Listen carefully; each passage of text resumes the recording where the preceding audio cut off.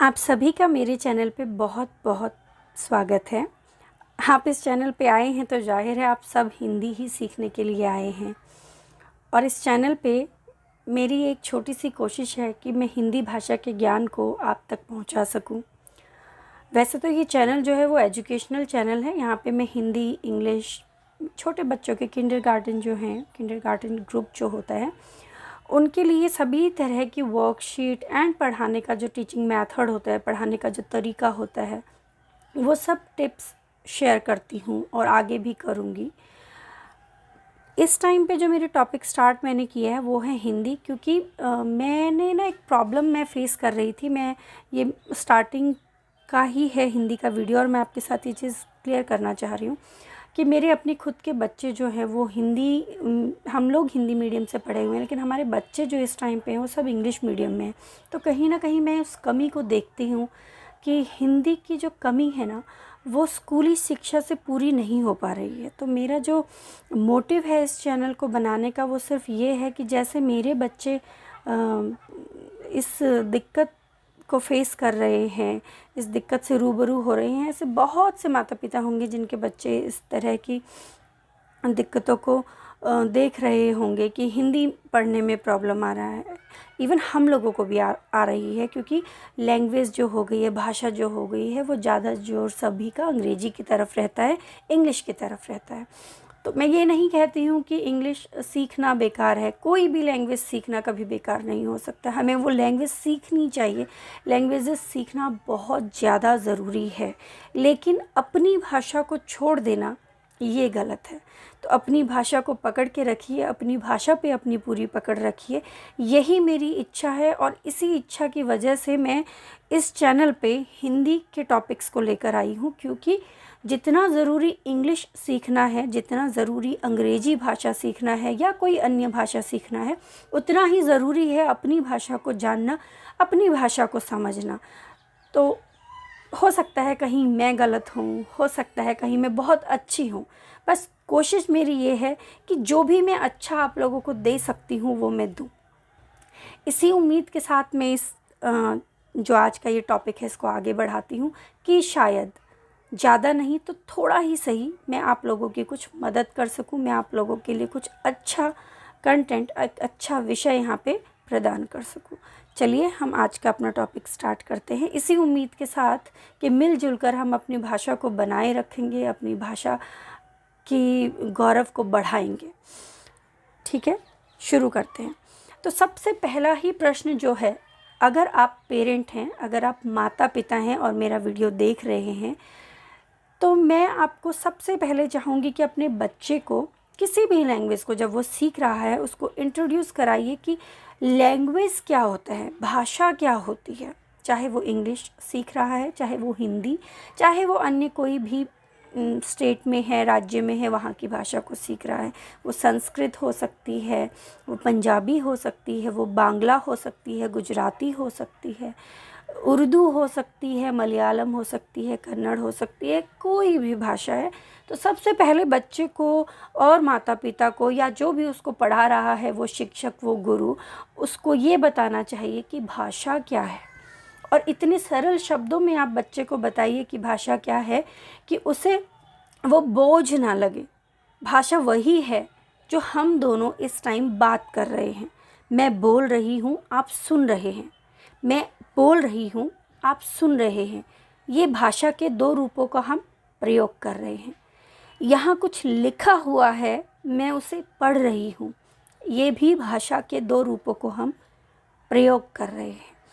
तो भाषा में हम कुछ पूछते, कुछ बताते, सोचते और समझते हैं। सरल शब्दों में कहें तो बात करने के तरीके को, अपनी बात को किसी के समक्ष रखने को और अपनी बात को किसी दूसरे को समझाने को, जो तरीका हम यूज़ करते हैं समझाने के लिए, उसे हम कहते हैं भाषा। इसीलिए भाषा उनकी भी होती है जो कुछ बोल नहीं सकते। सही कह रही हूँ ना मैं? भाषा उनकी भी होती है जो कुछ बोल नहीं सकते, वो चिन्हात्मक भाषा का प्रयोग करते हैं। ठीक है, उसके बाद बात करते हैं भाषा के दो रूप होते हैं। भाषा के कितने रूप होते हैं? 2 रूप होते हैं।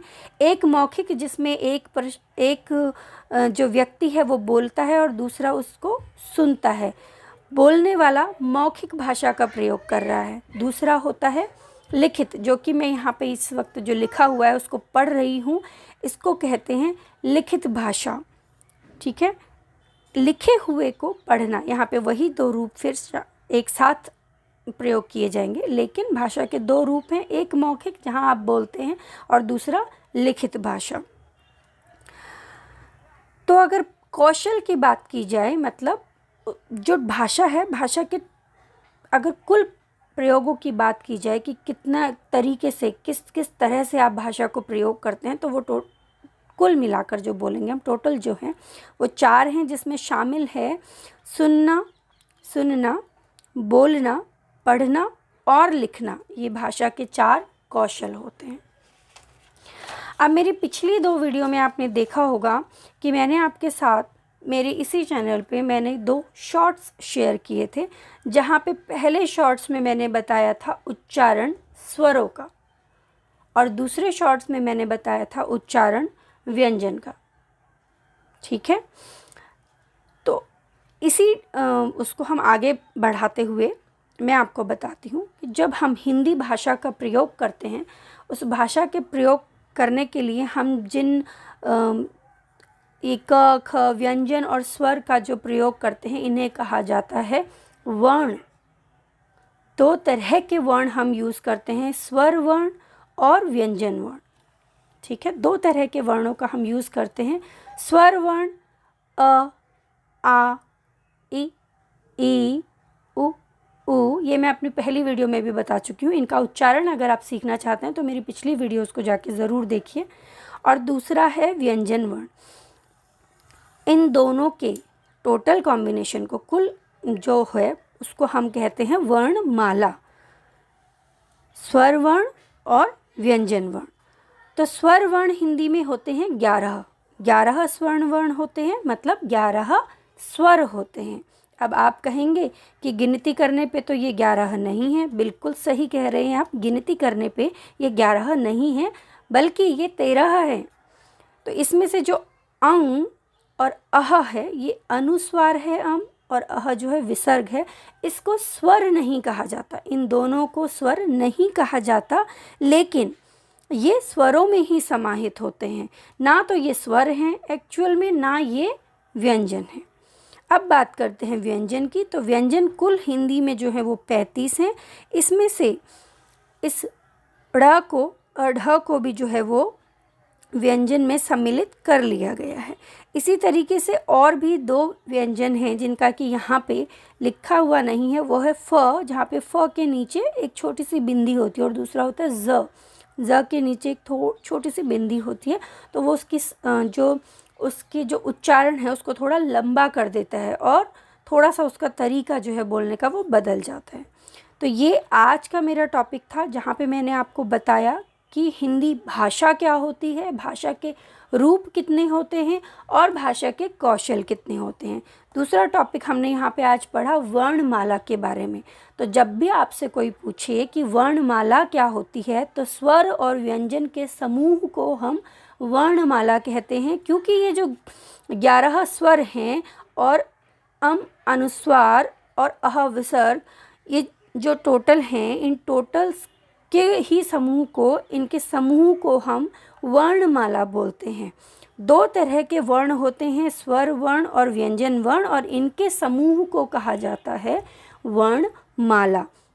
अब आप पूछेंगे कि वर्ण क्या होते हैं मैम, इतनी देर से वर्ण बोल रही हैं। वर्ण है वो एक साउंड, वो एक ध्वनि जो आपके मुंह से निकलती है। वो कुछ भी हो सकती है, अभी मैं बोल रही हूँ, आपने आ कहा, आपने माँ कहा, आपने ऊ कहा, आपने ओ कहा, ये सब ध्वनियाँ जो हैं ये क्या कहलाती हैं, वर्ण कहलाती हैं। क्योंकि इनको और आगे तोड़ा नहीं जा सकता, इनका और आगे टुकड़ा नहीं किया जा सकता। इसके बाद आप नहीं बता सकते हैं कि क्या साउंड, ई की साउंड के इसमें क्या क्या समाहित है, आप नहीं बता सकते।